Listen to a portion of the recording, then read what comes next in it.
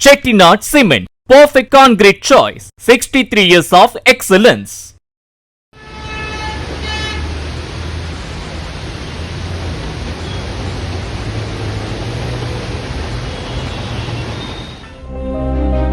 நவி மும்பையின் சியோன் பன்வெல் நெடுஞ்சாலையில் கனமழையால் நீர் தேங்கி போக்குவரத்து ஸ்தம்பித்தது.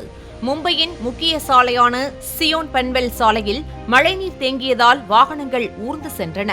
இதனால் நீண்ட தூரத்திற்கு வாகனங்கள் அணிவகுத்து நின்றதால் கடும் போக்குவரத்து நெரிசல் ஏற்பட்டது.